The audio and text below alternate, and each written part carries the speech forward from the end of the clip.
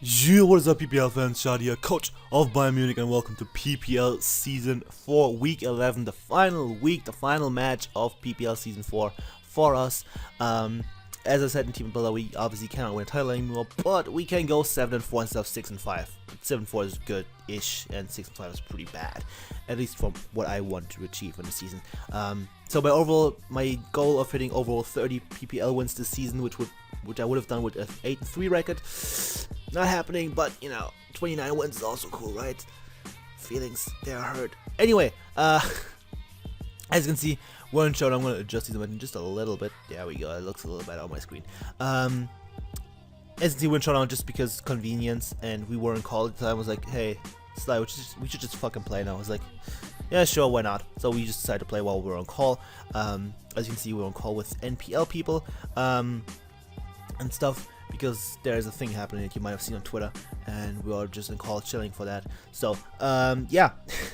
So I decided to bring Mega Sha-leik, T-Tar, Tentacle, Reuniclus, Victini, and Rodem. Shout out to the Flaming Spade. That means he didn't bring Scolopede. That makes me really happy. He also didn't bring the fucking Drodigon, which makes me really happy, because I don't have to switch into a Bandit Outrage, or a Life Orb Outrage, or anything of the sort. Any outrage. I also didn't have Icicle Crash on Caesar, so everything would have been bad news bears at that point.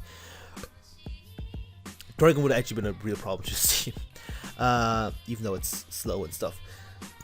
And there's no Tokus or no flinching shenanigans, even though I think I'm in a focus on both of these dudes, so that's neat. Those need to kind of knock off its scarf, if that's the case, and then Ice Shard it and stuff. Or just Ice Shard it twice. You know, well, depending on the situation, but it's not there, so it doesn't matter. So that's all fine and dandy.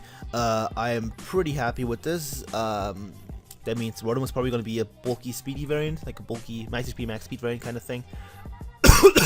Excuse me, to check Lucrio somewhat, and that's pretty much all I need to know from team matchup. So I'm just going to lead with my Rodem Watch because it has an incredible matchup against all of his potential leads. You know, these two, or this guy, or this guy. So everything but these two potential leads. If he does hit Tentacool, that's also a good matchup. Yeah, he might Mirror Code, but I can go into Sneasel on that and stuff. So overall, and if he's doing it, because I can trade that. So like Rodem was just a really good lead against him.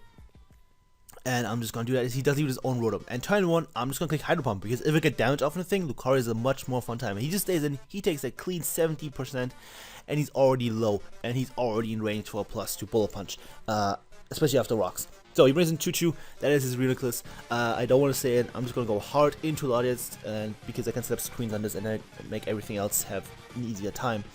Specifically, I didn't want to go to Cecil. So I'm going to set up the Reflect here though, expect him to go to Tita, but he goes into Seek, that's fine too. I'm going to take this opportunity to go into my Queen. He's either going for a Heavy Slam or for Stealth Rocks. He does go for Stealth Rocks, as you will see, and that's all fine dandy. I'm just going to go for the safe Earth Power and see what he wants to switch into. That's Reuniclus. Now, as you can see from this damage, that's 29%. He's either Assault Vest or he's Spidef. And from a psychic damage, I know he's not invested. So if he's Assault Vest, he's Fizz Def, Assault Vest. That's good to know. So I'm just gonna have to scout what set he is exactly. That's important. So I'm gonna go into my Armaldo here because I can scare the thing out. I can live anyone hit, and he reveals the Calm Mind, and that is really important to note because that means he is fully special defensive, and that's good for Lucario. So I'm going for Exis Hot and Tentacle here. That tells me he's physically defensive Tentacle. That's also important to note for later on because I forget about that. So I'm going to my Rodem Wash here, knowing I can take any one hit and I can scare him out. He goes for the Scald, he does not burn me, that is really nice. And yeah, so Armaldo already hit the field, that's more than I expected from it really. And I'm going for Tricky, I expect him to go into Reuniclus, but he does go into Tita on the Rodem Wash, because he's a madman. And it was a completely reasonable play, but so I get damage off on that, I get the Assault Vest off on that thing. I go for Wolf's, I still speed it even though he's scarfed now, which is hilarious. And I'm going to need the Queen. He's probably not going to go for Earthquake. He does go for Zoid, he does miss. That's all fine and dandy. I'm going to get my Stealth Rocks right here. Because those are important. And now World War is guaranteed in range for Lucario's BP. So, Reuniclus comes in, and now I make a bit of a weird play. I'm just going to stay and click Stud Wave, even though this is a bit of Reuniclus. Because I know he's not going to want to set up when I still have Cecil in the back, I still have Armaldo in the back. And I want to keep the thing low. I want to pressure the thing into not being at full health. I want to keep the thing low because at this range, since he is fully split F, he dies to a +2 close combat from Lucrio, guaranteed. Which is ridiculous, but it's true. So I'm going to pressure the thing. There's also the option that he might switch, so I didn't even mean to press stop, but I did. So he goes on Tita, predicting my Latias to come in, or my Armaldo, and he takes a 14%, assault 14%. He's gonna go for that Cron that does 51%, it's ridiculous. But I'm gonna be able to knock over with the Earth Power. New Queen gets his, I think, 10th kill of the season, pretty sure, so that's pretty nice, 10 more than season 1. So he brings in Vitini. I'm just gonna click Sucker Punch, everything is fine. He goes for a substitute, holy fuck my heart. However, this is fine because there's not much Vitini can do behind the sub other than attack. This is sub Will-O-Wisp. So, gonna go for Sucker Punch again. He does not try to PP storm me. Everything is fine. Vitini's sub is broken. My heart is normal again, back to normal. So, he gets lefties back, and since he is lefties and not Cobra, I can just go into Sneasel and click Knockoff. There's a bit of 50-50 that I might go for Pursuit, which is why I said in hoping I would Pursuit, but I felt as though overall Knockoff was the best play, because if we went into Steelix, I can low kick it on the following turn, and nothing else wants to take a Knockoff. Everything else dies or gets 2 killed by Knockoff. I think yeah, since he's Pedefrian, because Cobbleberry would also get 2 killed, I'm pretty sure, by Knockoff. So,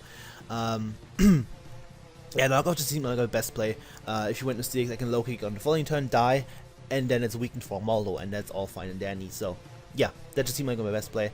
So Vitini goes down to Sneasel, that's beautiful.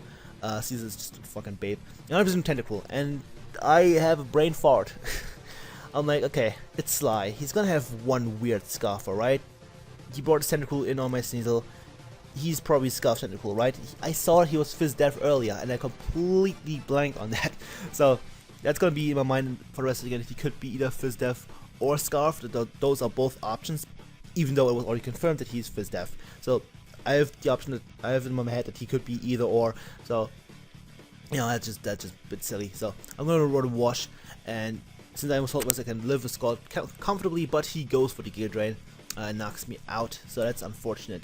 But, he also doesn't get lefties back, which is nice, so, or backsludge. So I'm going to go to Latias here, and I'm going to set them screens, as he's going to go to Mega Steelix, and this is my opportunity to meme really hard. So I'm going to accept the light screen, and the following turn I'm going to accept the Reflect, as he goes for a Toxic. This is all fine, because this turn, I have no reason to click Rain Nets. Am I going to do it? Fuck yeah, I am. Fucking hell, why not? I'm basically doing it for memes, but this also means that I get to scout his moveset. So he has revealed Heavy Slam now, which I'm pretty sure he didn't before, Toxic, and Stealth Rocks. So his last move is either Earthquake or Roar. Yeah.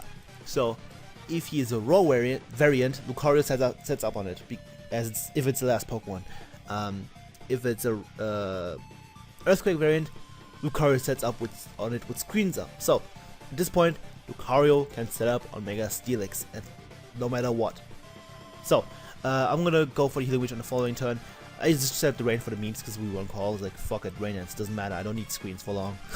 And he's gonna go for another Heavy Slam, and I'm gonna go into my Lucario and just go for the SD. I can live an Earthquake behind the Reflect because he actually, I also mentioned that for a Heavy Slam damage, I know he's not invested in attack, so I can actually take an Earthquake relatively comfortably behind the Reflect. That's also important to note, just for the record. So, gonna accept the SD here, and he does in fact go for the Roar. But now I know what I have to do.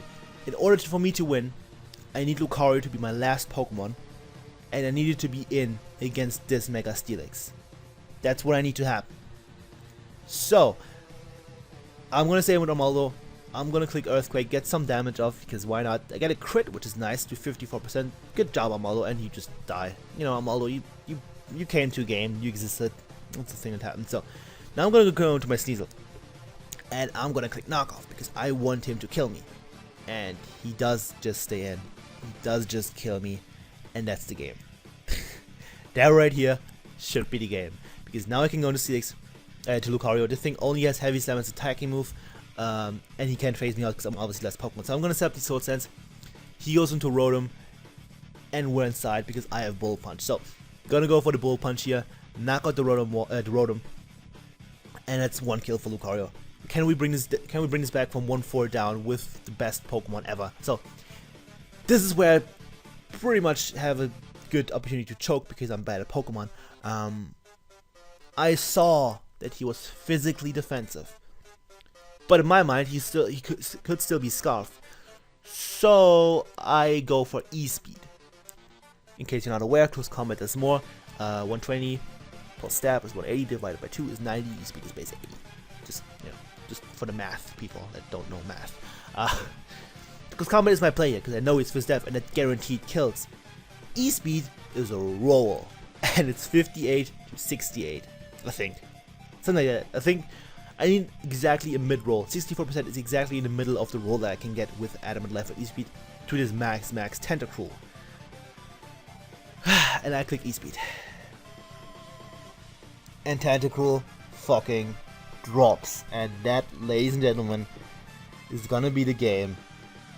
Mewnich comes in, as I said earlier, since he is FNF, he just fucking dies to this +2 close combat. What is a resist? Lucrio doesn't give a fuck. That's not a resist, it's weak.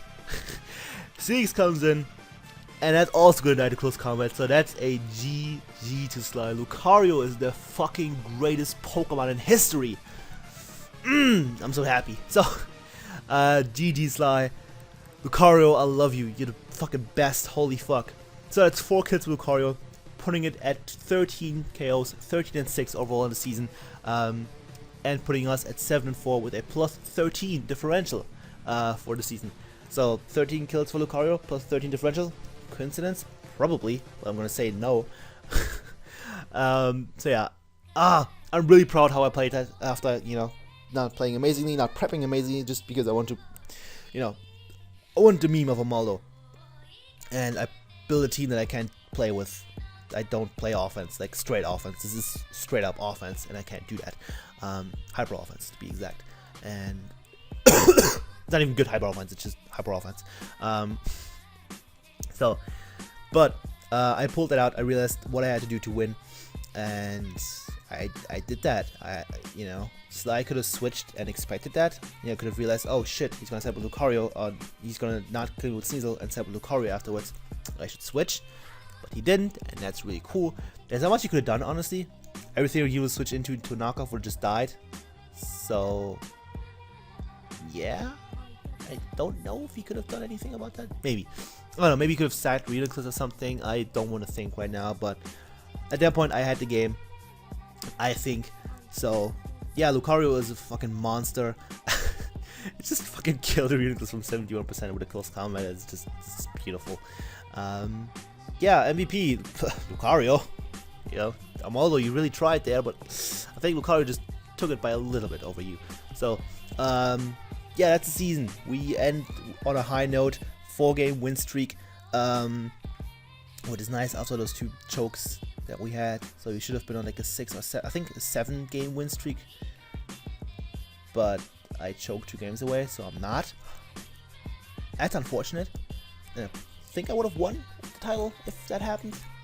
Yeah, I would have. Cool. So yeah, I'm bad at Pokemon, that happens, but it was a fun season. I'm going to do a recap. This was a really fun game. Lucario, I love it. Lucario was on the thumbnail last week. It's going to be in the thumbnail again. I don't care. It deserves it. So, that's going to be it. Thank you for watching. Tell me what you think of the game and stuff and things. Also, make sure to check out Sly. He's a really cool dude. As I said, PPL veteran. Great guy. And cool content creator and stuff. So yeah, check him out. And the PPL social media in the description in case you want to be up to date with next season.